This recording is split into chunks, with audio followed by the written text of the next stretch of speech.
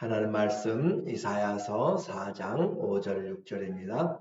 여호와께서 거하시는 온 시온산과 모든 지폐 위에 낮이면 구름과 연기, 밤이면 화염의 빛을 만드시고 그 모든 영광 위에 덮개를 두시며 또 초막이 있어서 낮에는 더위를 피하는 그늘을 지으며 또 폭우를 피하여 숨는 곳이 되리라.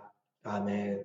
오늘은 여호와는 구원, 여섯 번째로 회복이라는 주제로 말씀을 같이 나누도록 하겠습니다.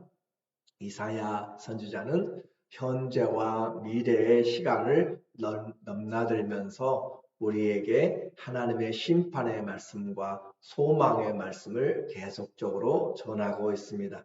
그래서 주님을 바로 섬기지 않을 때 그 나라는 정상적인 나라가 되지 못하고 어린아이와 같고 또 겁 많은 여인들처럼 그들이 맹인을 인도하는 그런 모습으로 나라 전체가 힘든 과정에 이르게 된 것을 우리에게 말씀해 주고 있어요. 그래서 거꾸로 된 세상으로 기대할 수 없는 그런 시간들을 보내게 됩니다. 이제 예루살렘의 심판의 날이 가까운 날이 되었다라고 그렇게 이야기해요. 1절에 보니까 우리에게 말하기를 1절에 그날에 7 여자가 한 남자를 붙잡고 말하기를 우리가 우리 떡을 먹으며 우리 옷을 입으리니 다만 당신의 이름으로 우리를 부르게 하여 우리가 수치를 면하게 하라 하리라. 그래서 전쟁의 결과로 인하여서 많은 남자들이 죽임을 당하게 되고 그래서 가정이 정상적인 가정이 되지 못하고 많은 가정들이 다 이렇게 힘들어지게 되는 거죠. 그래서 7 여자가 한 남자를 붙잡고 말하기를 말은 전쟁으로 인하여서 가장될 또 신랑이 될 남자들이 다 죽어가게 됨으로써 여자들만 남게 되고 그렇게 남자들이 부양해야 될 옷과 또 떡 먹을 것들을 오히려 여인들이 부담하면서 가게를 이어갈 수 있는 그런 요청을 하고 있는 것이죠. 그만큼 나라가 비정상적이고 수치를 당하게 되고 심판의 그 결과가 어떠한 것인지를 말을 해주고 있어요. 그래서 장래가 없는 소망이 없는 그런 모습의 심판의 모습을 말하고 있습니다. 성문에는 통곡소리 많이 들리고 어떤 희생을 치르더라도 미래가 보장되지 않는 그런 모습이 바로 심판의 날이다 라고 하고 있어요. 그런데 이 1절과 2절 사이에 엄청난 차이가 있습니다. 이 1절을 그날에 라고 이야기했고 4장 2절에는 또 2절에도 또 그날에 라고 이야기하고 있어요. 1절과 2절의 그날은 단어는 같지만 그러나 그 차이는 심판과 소망이라고 하는 엄청난 차이가 바로 있음으로써 이 4장 1절은 심판의 내용으로 3장에 포함되어서 그 나라로 표현됐던 그 여인들의 그 모든 사치와 모든 장신구들을 다 빼앗기게 되고 다 망하게 되는 심판의 내용으로 그렇게 같이 3장에 붙여져서 내용이 연결돼야 되고 4장 2절은 같은 그날이지만 이제 심판이 아니라 소망의 그날을 우리에게 말해주고 있어요. 그래서 이 4장 1절과 2절 사이에서 우리는 어떤 그날을 준비해야 될 것인가를 오히려 더 분명하게 잘 보여주고 있는 그런 비교라고 그렇게 할 수가 있습니다. 우리에게 만날 그날이 심판의 그날이 되어버리면 우리는 완전히 망하게 되는 것이고 우리가 맞이하게 될 그날, 소망의 그날이 되게 되면 우리는 장래에 풍성한 영광이 임하게 되고 하나님의 보호하심이 있게 되는 그날을 맞이하게 돼요. 그래서 주님이 우리에게 원하는 것은 심판의 그날이 아니라 소망의 그날, 그날을 주님이 지금 강조하시기 위한 것을 우리가 보면 좋겠어요. 그래서 회복되는 이제 그날, 소망의 그날은 어떤 날인가라고 우리가 살펴볼 수가 있죠. 2절에 그날에 소망의 날, 주님이 우리에게 소망의 날을 주실 때는 여호와의 싹이 아름답고 영화로울 것이요. 이 여호와의 싹, 챔하으라고 하는 이 단어는 가지 또는 이 싹이라고 그렇게 이야기하는데 오실 메시아를 표현하는 내용입니다. 그래서 메시아로 인하여서 구세주로 인하여서 아름답고 영화로울 것이다. 우리에게 소망이 되는 것은 그 메시아로 인한 그 소망의 싹 때문에 그렇고 그 하나님의 가지로 인하여서 우리가 하나님 앞에 올바로 소망을 가지게 돼요. 그러니까 그리스도가 없으면 그날도 아무런 아름다움이 없고 영광이 없게 됩니다. 그래서 그날 주님의 그 오심으로 우리에게 가져오는 것은 그 땅의 소사는 이스라엘의 피난한 자를 위하여 영화롭고 아름다울 것이며 땅도 다 회파되고 심판을 받았는데 거꾸로 이제 회복의 때 하나님이 회복시키는 세 가지의 그 분야가 있어요. 하나는 땅을 하나님이 회복시키시고 또 하나는 사람들을 회복시키시고 또 하나는 하나님과의 관계를 회복시킨다라고 하는 것으로 회복을 지금 이 4장에서는 말하고 있습니다.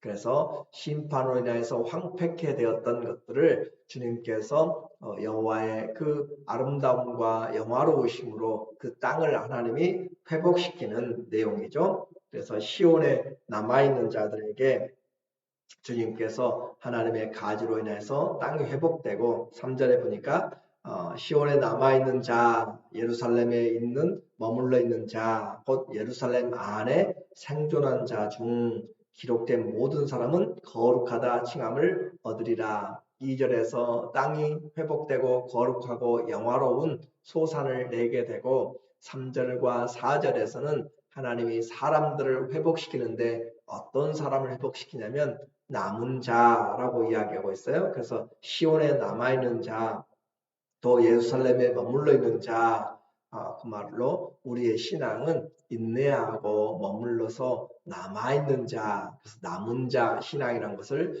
이 이사야서에서는 자주 이야기합니다. 심판을 하나님이 하여도 구루터기가 남아있는 것처럼 하나님이 심판의 일로 큰 심판을 내려도 하나님이 그들을 남겨놓고 씨를 남겨두고 있는 것처럼 남은 자 사상이 많이 우리에게 등장하게 돼요. 그 말은 힘들고 어려운 가운데도 믿음을 지키는 사람들이 있다라고 하는 것이고 우리의 믿음도 남은 자의 그런 신앙을 가지고 끝까지 인내하면서 그래서 구원은 믿음의 인내를 통하여서 우리에게 오게 되고 여기에 시온에 남아있는 사람들 다 유명한 사람들은 다 잡혀가고 남아있는 것이 없는 정말 빈천하고 연약한 사람들 같은데 그러나 하나님 그들을 통하여서 일하시는 거죠. 예루살렘에 머물러 있는 자, 곧 예루살렘 안에 생존한 자 중 기록된 모든 사람은 거룩하다 칭함을 얻으리니 거룩하다 세상에서 보기에는 정말 추하고 또 버림받고 남은 것이 없는 그런 가련한 자들인데 하나님께서 그들을 거룩한 자, 곧 주님의 성품을 가진 자라고 그렇게 표현하는 거예요. 그래서 그들은 주의 영으로 거룩하고 깨끗함을 받게 됩니다. 4절에 이는 주께서 심판하는 영과 소멸하는 영으로 성령이죠. 시온의 딸들의 더러움을 씻기시며 예루살렘의 피를 그 중에서 청결하게 하실 때가 됨이라. 그래서 예루살렘에 머물러 있는 자, 곧 하나님께 속한 자가 되었다라고 하는 것이고 더러운 자들이 목욕을 함으로 깨끗하게 되는 것처럼 죄의 피로 물든 성읍과 또 사람들의 죄가 그날의 눈과 같이 또 양털과 같이 희게 되는 그것을 주님이 회복시키시고 깨끗고 정하게 만드시는 그 일들이 있게 됩니다. 그래서 사람들의 그 회복은 죄의 씻음으로부터 시작되는 것이고 또 하나님의 성품인 거룩함에 이르게 되는 것을 우리에게 말해주고 있어요.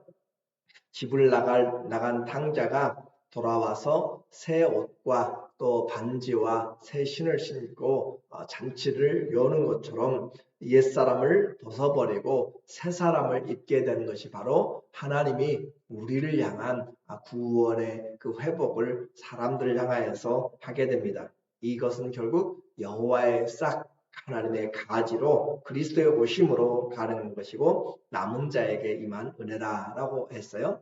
하나님이 땅도 회복시키시고 또 사람들도 회복시키셔서 하나님이 이루시는 마지막 회복은 하나님과의 관계의 회복입니다.